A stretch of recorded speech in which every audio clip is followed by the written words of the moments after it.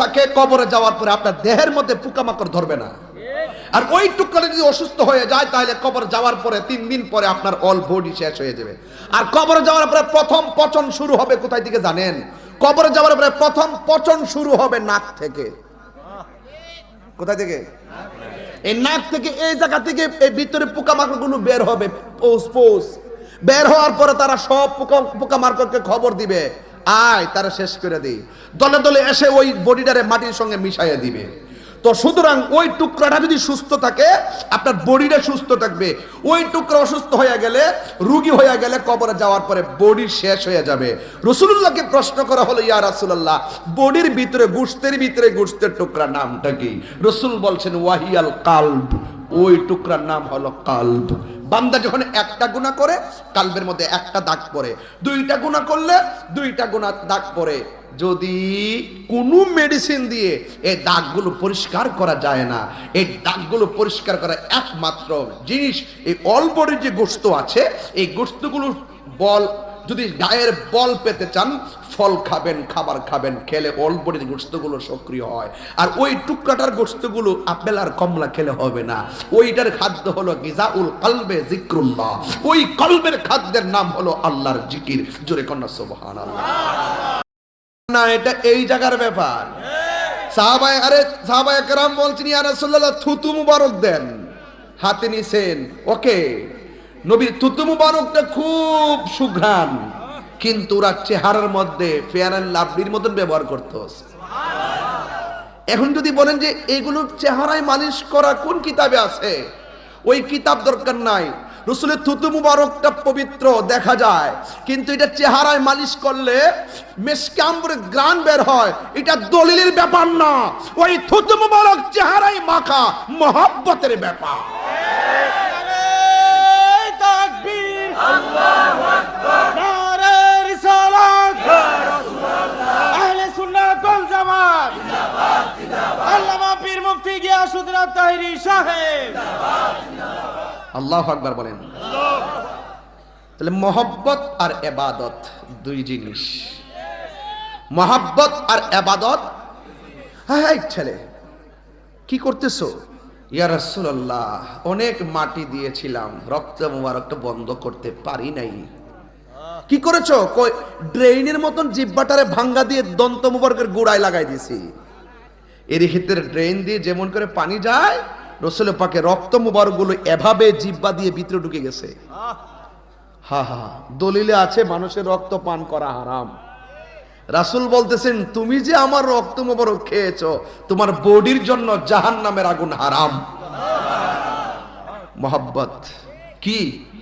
মহব্বত। চিলিমসির ভিতরে প্রস্রাব মুবারক, চিলিমসির মধ্যে কি? রাসূল বলেন, কি করেছো উম্মে আয়মান? আমি তো পান করে ফেলছি। আহা হা হা, তুমি তো পান করলা না। যেই পেটে আমি নবীর প্রস্রাব মুবারক ঢুকছে, সেই বডির জন্য জাহান্নাম হারাম, জান্নাত ওয়াজিব। ইবাদত না, এগুলো মহব্বত। আপনি মহব্বতে যে কত বান্দা পারি যে আপনি টেরও পাইবেন না। অন্যায় করতে করতে করতে করতে করতে করতে হুট করে একদিন আল্লাহ কাক তার জানাজার নামাজ পড়াও, তার সুন্দর করে কবর দাও। ও আল্লাহ, সে তো নাফরমান, সে তো জিনাখোর, সে তো নেশাখোর। না, সে রাস্তায় আমার নাম দেখে হাতে নিয়ে চুমা দিছিল, সব মাফ করে দিছি।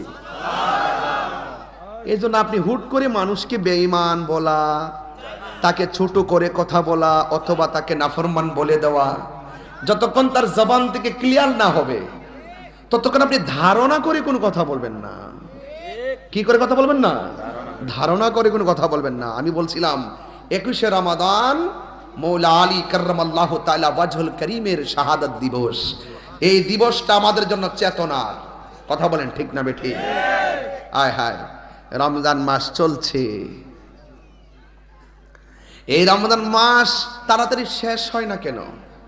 অনেকের ধারণা কবে শেষ হবে, কবে চাঁদ উঠবে, কবে নতুন জামা পরবো, সবার ধারণা। কিন্তু কবরের মানুষ বলতেছে, আল্লাহ রমজান মাসটার একটু লম্বা করে দাও।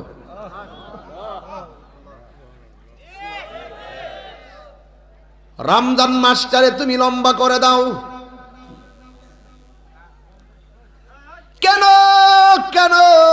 কেন?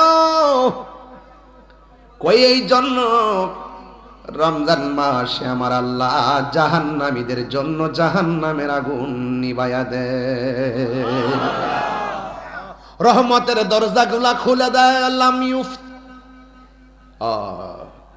রমজানের দরজা, জান্নাতের দরজাগুলো খুলে দেয়, জাহান্নামের দরজাগুলো বন্ধ করে দেয়। একটা দরজা খোলা হয় না, সব জাহান্নামের আগুন, জাহান্নামের দরজা বন্ধ। আর শয়তানদেরকে আমার আল্লাহ বেঁধে ফেলেন। ও বন্ধুরে, এই রমজান কাহার জন্য জীবনের শেষ রমজান হতে পারে। এই 21শে রমজান শের খুদা মৌলা আলী রাদিয়াল্লাহু তাআলা আনহুকে এমন ভাবে নৃশংসভাবে তারা শহীদ করে দিয়েছে।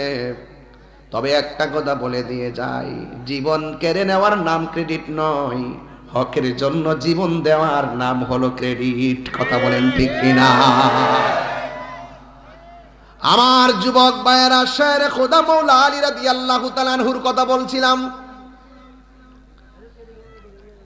তিনি একদিন ঘরের মধ্যে বসে আছে, ওই মুহূর্তে একদল মানুষ এসে মৌলা আলীকে ডাক দিয়া বলে, আলী গো, একটু চলেন না, ফুরাতের নদীর মধ্যে জোয়ার লেগে গেছে।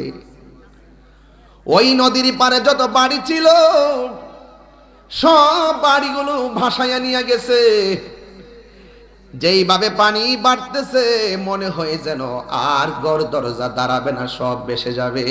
একটু চলেন না, আমাদের পারে যায় একটু নামাজ পড়া দোয়া করবেন। যেই কোনো হাজতের জন্য নামাজের পরে দোয়ার দাম আছে না? না,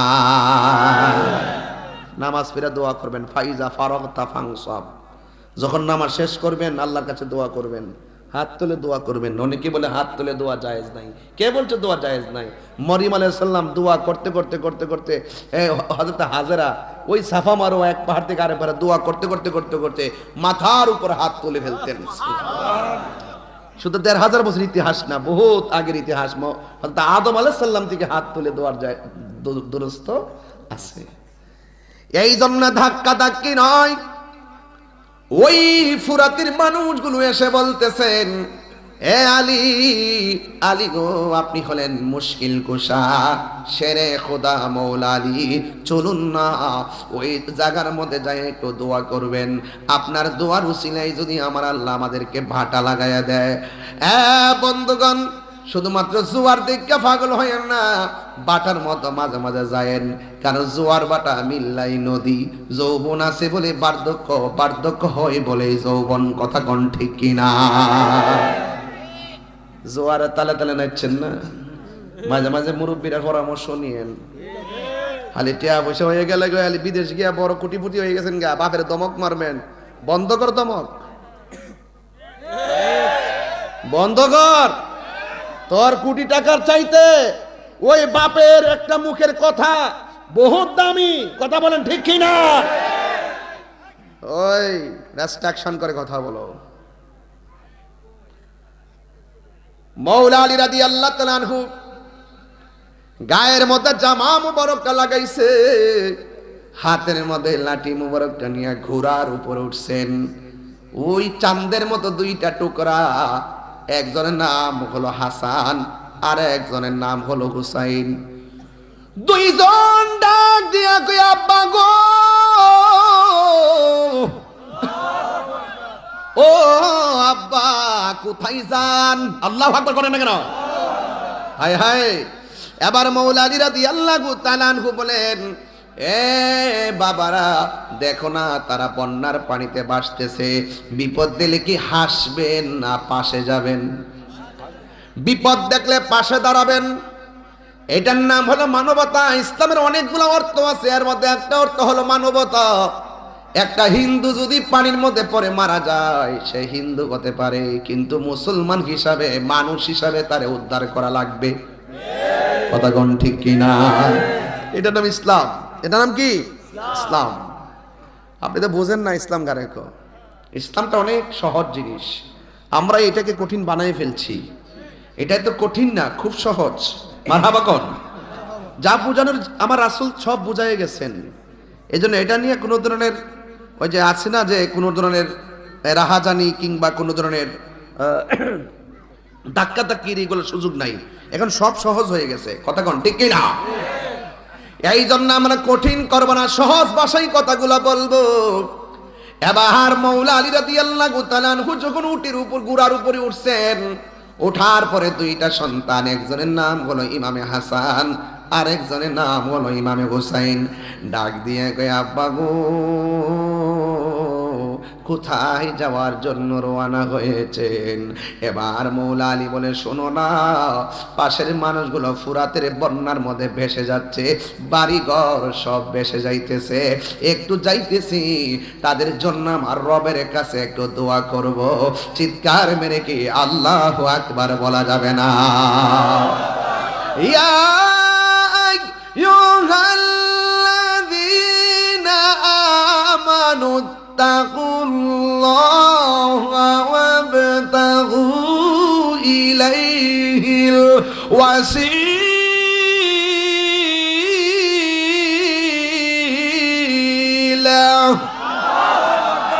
ভয় করবো একজনকে, তিনি কে?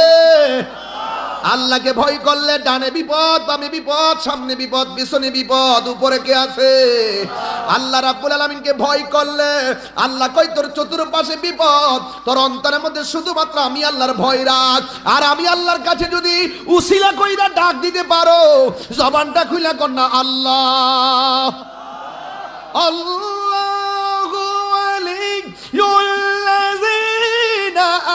আমানু يخرجهم من الظلمات إلى النور।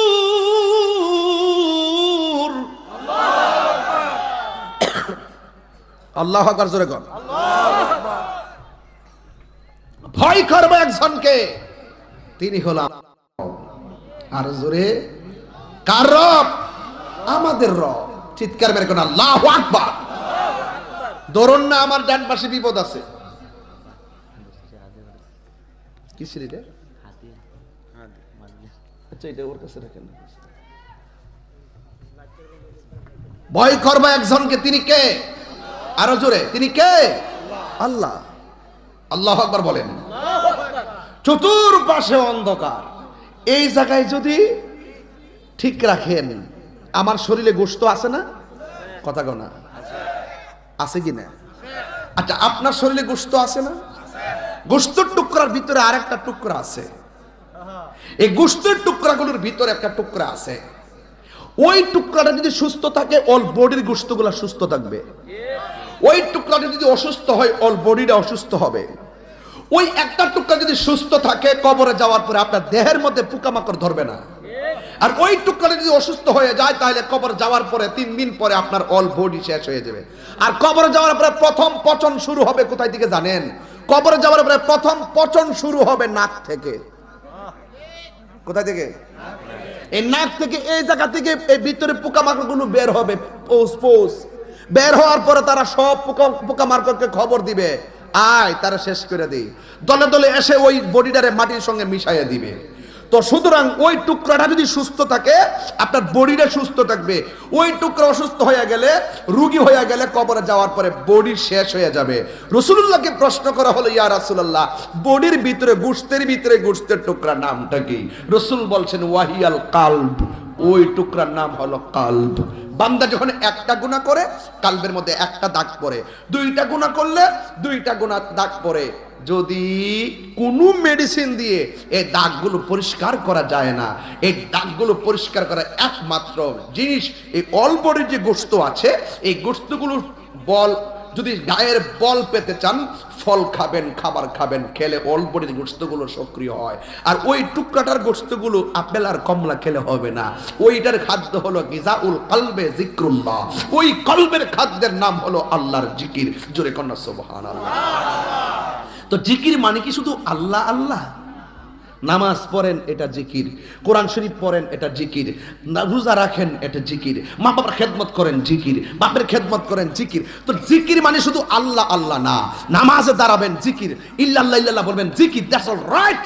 কিন্তু আপনি মনে রাখবেন সবচাইতে বড় জিকির হলো আফদালুল ইবাদতে সালাত, সর্বোত্তম ইবাদত নামাজ।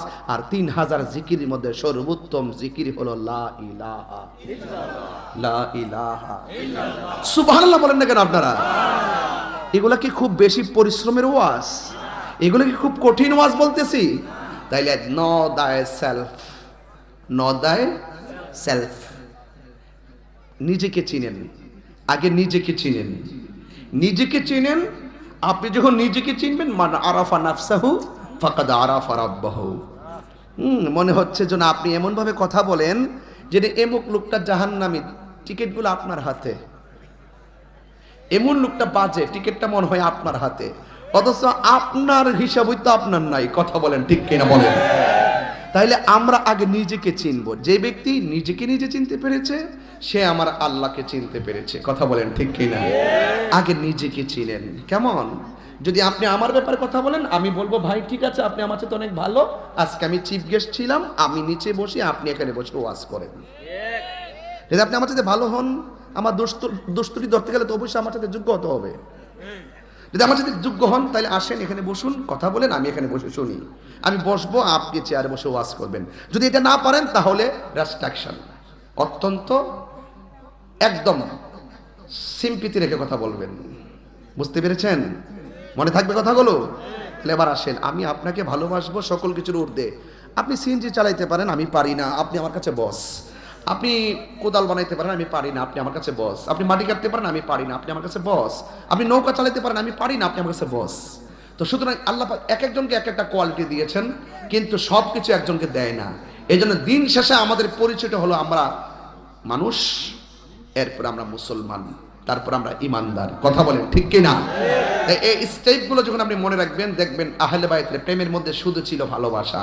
আর ভালোবাসা যেখানে থাকে, যত হাজার অভিমান থাকুক, দিন শেষে ভালোবাসাবাসীর মানুষগুলো পাশাপাশি আসলে সব দূরত্ব কমে যায়। কথা বলেন ঠিক কিনা? এই জন্য যুবক ভাইরা,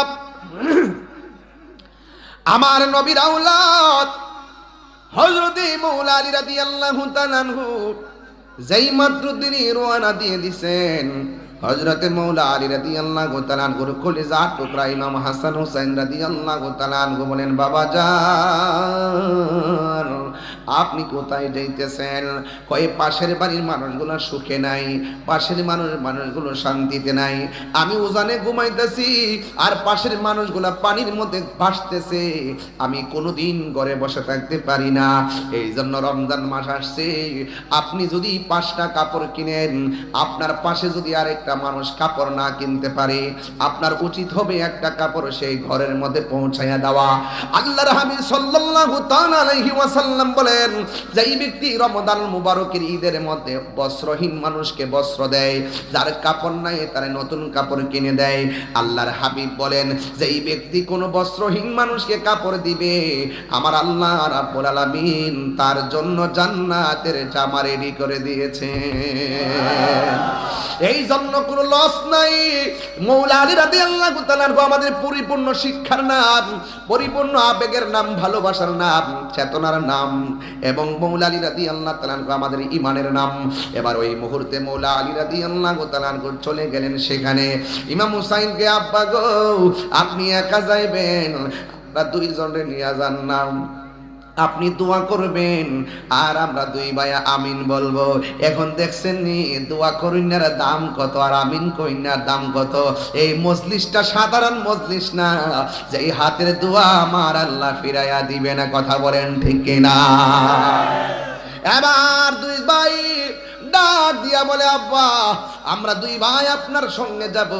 একজনকে ঘোড়ার সামনে বসাইলেন, আর একজনকে ঘোড়ার পিছনে বসাইলেন। কত সুন্দর চেহারার মানুষ। এরা দৌড়াইয়া ফুরাতের প্রান্তরে যাইয়া দেখে ফুরাতের পানি মাঠ থেকে উপরে ওইটা একবারে পাড়ের মধ্যে পাইসা তীরের মানুষগুলোর বাড়িগুলো সব বাসায়া দিয়েছে। বন্ধুরে আমার ও নিকলির বাবারা। এবার মৌলা আলী রাদিয়াল্লাহু তাআলা আনহু সেখানে গেলেন, যাওয়ার পরে তিনি 2 রাকাত নামাজ পড়লেন। ও আমার যুবকের দল, এই নামাজ আমরা চাই কি চাই না? একটু আওয়াজ করে বলনা, চাই কি চাই না? এই রমজান মাসে নামাজে দাঁড়াইছো, আর আজকে থেকে ওয়াদা করেন আল্লাহ যতদিন বাচ্চা থাকবো জীবনে কোনোদিন নামাজ ছাড়বো না। এখন যদি বলি হুজুর নামাজের কথা কেন বলেন, মৌলা আলী ইচ্ছা করলে হাত আগে বাড়ায় দিতে পারতো। তিনি নামাজ 2 রাকাত পড়ে আমার রবের সন্তুষ্টি কামনা করলেন, এই জন্য তিনি নামাজ পড়লেন। যুবকের দল, ও বন্ধু, নামাজ 5 ওয়াক্ত পড়বেন, খেলায় খেলায় জীবনটারে শেষ করে দিয়েন না। আমার নবী, আপনার নবী বলেন, যারা নামাজের জন্য উযু করতে যায়, উযু করার সময় যখন তারা হাতটা ধৌত করে, এই হাতটা ধৌত করার আগে যখন বিসমিল্লাহ বলে উযু শুরু করে, ও যুবকের দল, বিসমিল্লাহ বলার কারণে উযু শেষ হওয়ার আগ পর্যন্ত আমার আল্লাহর ফেরেশতারা আমার আল্লাহর কাছে উযুকারীর জন্য ক্ষমা চাইতে থাকে। উযু যখন শেষ হয়ে যায়, আমার আল্লাহ ফেরেশতাদের দুয়ার বদৌলতে উযুকারী জীবনের গুনাহ মাফ করে দেয়। আর জোরে জোরে বলুন আল্লাহু আকবার।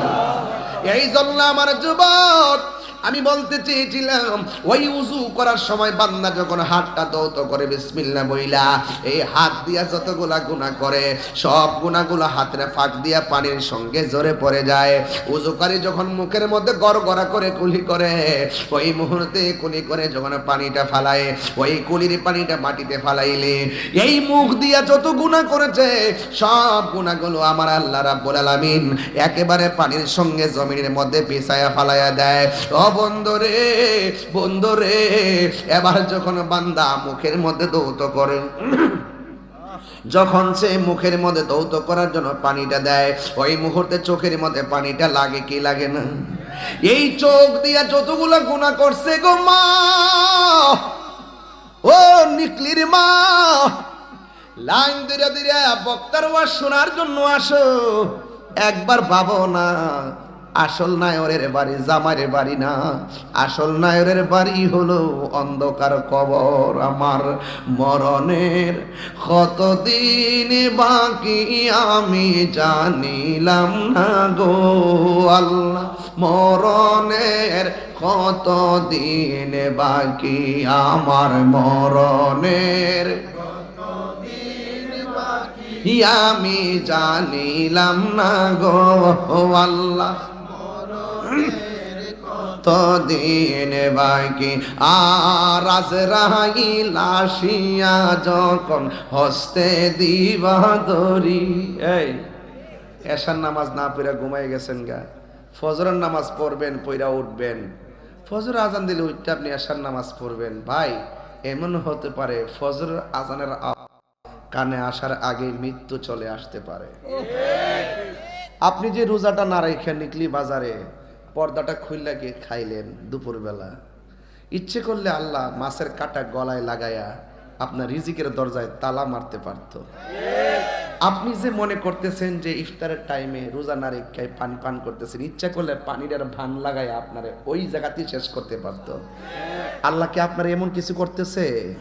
বুঝতে হবে আল্লাহ ছাড় দিচ্ছেন, কিন্তু ছেড়ে দিবেন না। কথা বলেন না কেন?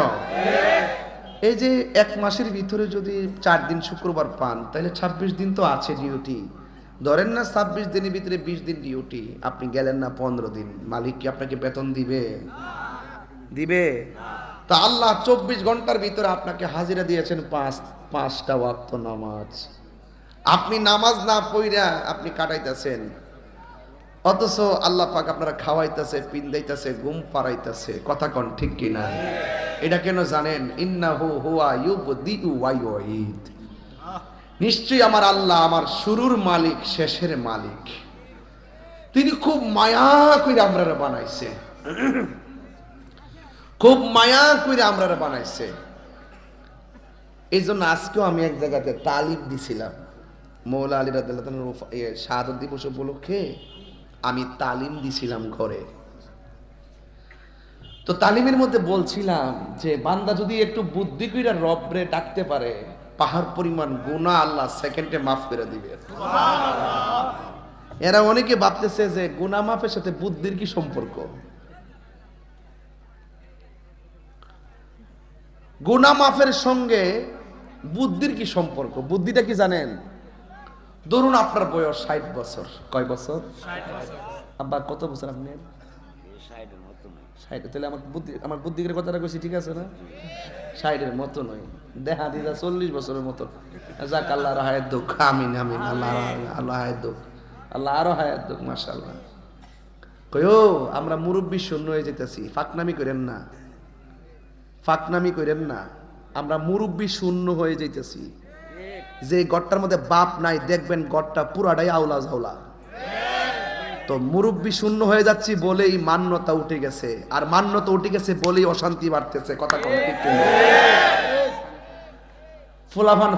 ফুলাফানের মতো তাইস। কথা কোন ঠিক না বেটি? তুমি যত বড় ম্যাজিস্ট্রেট হও আর যত বড় বক্তা নামের তক্তা হও, বাপের বুদ্ধির 4 ভাগের 1 ভাগও নাই। তুমি সার্টিফিকেট অর্জন করছো, কিন্তু বাপটা বুদ্ধি করে যে কথাটা গট্টাত বলতো, এই সিদ্ধান্তটা একটা ক্ষেত কিনতাম গেলে ভাইসা, বাপে যখন দেখছে ক্ষেতটা তখন কইছে আচ্ছা রাহো। 3 দিন পরে কইছে আচ্ছা। এই যে একটা সিদ্ধান্ত দিছে, গড়টা কোন বিটা তুলবো, কোন জমিটা রাখবো, কোন দানটা করব, সিদ্ধান্তটা একটু লড়ে নাই। আর যখন বাপ গেছে গা, যে ডাইল ধরি এই ডাইলি ভাঙ্গে পড়ি। ক্ষেত রাখলে কমা 20 লাখ দিয়ে বাড়াই রাখছো রে। মারের মালিক তো হইতে পারবে বেটা, লাভ হইতো না। কথা বুঝেন নাই? লাভ হইতো না। এই জন্য পরিপূর্ণ বয়স লাগবো। বুঝেন নাই কথা খান? বুঝবেন, মরলে বুঝবেন। এজন্য বলছি যে বাপ মা বুড়া হইল, ওই যে আজকা যাক, সব কথা তো গঞ্জ হইতো না। ওই যে আপনি মার্কেটও যাইবেননি, আজকে গেছেন না অনেকে মার্কেটও, যাইয়া দেখবেন সব কাপড় ঠিক কিনার আগে মার কাপড়টা কিনেন, বাপের কাপড়টা কিনেন। কেরে বলছি, বাপের আমল যখন ছিল, বাপের জামাটা কিনার আগে সন্তানের কাপড় কিনছে। কথা বলেন ঠিক কিনা? বুঝিন না তো? ওহন রুজি করিন তো ফন শৈল শক্তি বেশি। আমারে কেডা কিতা কইব? আরে বেড়া কেডা কিতা কইব? কত বেড়া বাপ মার কষ্ট দিয়া মোটর সাইকেল এমনি টিপ দিয়ে এমনি বইরে গেছে গা। কথা কোন ঠিক না বেঠি? সব কিছুর একটা ম্যাচুরিটি লাগে, লাগে কি লাগে না? এই জন্য যুবকরা, আবেগে সংসারও চলে না, আবেগে দেশও চলে না। দেশ এবং সংসার চলবে বিবেক দিয়া। যেখানে যেই ঘরে বিবেক আছে সেই ঘর শান্তিতে ভরপুর, যেই ঘরে বিবেক নাই সেই ঘরে অশান্তিতে ভরপুর। ঠিক কিনা বলেন? নো দাই সেলফ, আগে নিজেকে চিনো। আর 40 দিনের আগে ভাইরে মতের নিশানি। আপনার মনে আমার ওয়াজ বুঝতে আজকে কষ্ট হইতেছে। আমি এক এক সময় এক দিকে যাইতেছি নাকি লাইনটা মিলতেছে না। একটা লাইনও বেঠিক হইতো না। লাস্টে শুরু করছি এখান থেকে, মাঝে মাঝে রাস্তার মোড় থাকে না, মোড়ে তো একটু ফেসফুস লাগবোই, কিন্তু ঘুরাই গাড়াই বাস স্ট্যান্ড হই। কথা কম ঠিক না বেঠি? ঘুরাই গাড়া বাস স্ট্যান্ড হই। অনেক শুরু করছি না, ভূমিকাতে আছি। মানুষ চাইছিনি সবটি, হ্যাঁ বইছিনি। কারা কারা বেজার হাত তোলেন? ওরে বুঝছ না কোন মানুষ আইছে আজকে? আজকে মানুষের তো তাল নাই। বেজার গড়া কাজে লেগেছে। ইফতারের সময় মনে ইফতারের পানিটা মুখ মারি দিছে বউয়ের। পাগলা সামনে থেকে ওয়াজ বুঝে না, ফিসিটি ওয়াজ বুঝবো। কারা কারা খুশি এবার হাত দিলে স্লোগান লাগান ইনশাআল্লাহ। তাকবীর, আল্লাহু আকবার, নারে রিসালাত, নূর নবী যেখানে, আমরা আছি সেখানে, ওলি আল্লাহ যেখানে, আমরা আছি সেখানে, আল্লামা পীর মুফতি গিয়াসউদ্দিন আত-তাহেরি সাহেব মারহাবা কর। বাবা জান, আপনারা নিকলির মানুষ তো নবী বান্ধব মানুষ। কথা বলেন ঠিক কিনা? আপনার নিকলি মানুষ তো ওলি আল্লাহ বান্ধব মানুষ। ঠিক কিনা? আপনারা নিকলির মানুষ হলো মা বাবা বান্ধব মানুষ। ঠিক কিনা? এই জন্য আমরা কখনো অন্যায়কে সহ্য করব 40 দিনের আগে ভাইরে মতের নিশানি 40 দিনের আগে ভাইরে মতের নিশানি জমদূতে কাইরানি বচকে দিয়ায়ান্দি আমি জানিলাম না গল মরণে কত দিন বাকি আমার মরণের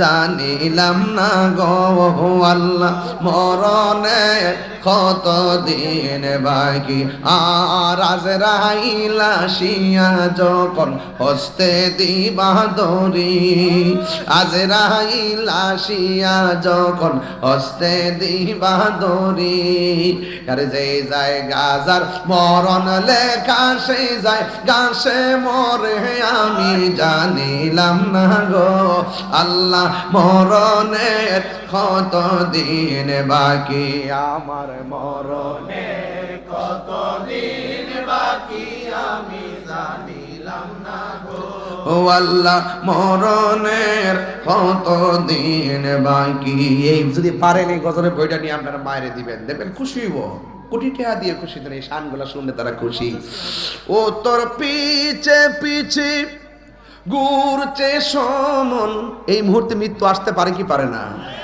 ও তোর পিছে পিছে ঘুরছে সমন কোন দিন জানি তোর হবে সমন জারি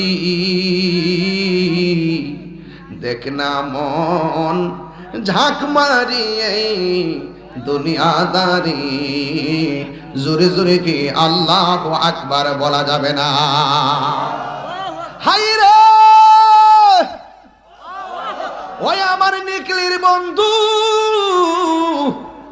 উযু করলে গুনাহ মাফ হয় কি হয় না যখন আপনি উযু করার পরে সব শেষ করলেন গায়ে থেকে লাস্টের যে ফোঁটাটা নিচে জরে নবী বলেন এই ফোঁটাটার সাথে অল বডির গুনাহ আমার আল্লাহর জমিনের মধ্যে ফেলে দেয় এরপর আমার নবী বলেন উম্মত উযু করার পর যখন তোমরা আসমানের দিকে তাকাইয়া কালিমায়ে শাহাদাত পড়বে আমার আল্লাহ রাব্বুল আলামিন জান্নাতের 8টা দরজা খুলে দিবে আর ওই উযুকারী মানুষটি যারা আসমানের দিকে তাকাইয়া যখন তারা কালিমায়ে শাহাদাত পড়বে এই তারা যখন জান্নাতি হবে যেই দরজা দিয়ে ইচ্ছা সেই দরজা দিয়ে জান্নাতে যেতে পারবে তাহলে এই নামাজের দরকার আছে না নাই ওই মাওলা আলী রাদিয়াল্লাহু তাআলা আনহু তিনি যাইয়া ফুরাতের প্রান্তরে মনে আসেনি ওই যাইয়া 2 রাকাত নামাজ আদায় করলেন 2 রাকাত নামাজ আদায় করে আমার আল্লাহর কাছে 2টা হাত বাড়াইয়া এক হাতের মধ্যে লাঠি আরেক হাত আল্লাহর দরবারে এমনি বাড়াইয়া লাঠি সহকারে আসমানের দিকে হাতটা বাড়াইয়া দিছি এবার ফুরাতের মানুষগুলা ডাক দিয়ে কয় আমরা দেখলাম মাওলা আলী রাদিয়াল্লাহু তাআলা আনহু সুন্দর করে তিনি হাতটা বাড়াইয়া দিছি আর বাম হাতের মধ্যে যে লাঠি মুবারকটা এই লাঠি মুবারকটা মাটির মধ্যে যখন গাইরা দিছে পুরা জোয়ারের পানি আর হাত তুললা যখন তিনি হাতের লাঠিটা মাটির মধ্যে গেড়ে দিছে যতটুকু লাঠি মাটির ভিতরে ঢুকছে আমার আল্লাহ ফুরাতের পানি এতটুকু সাথে সাথে কমায়া দিছে আরো বড় করে কোন আল্লাহু আকবার কোন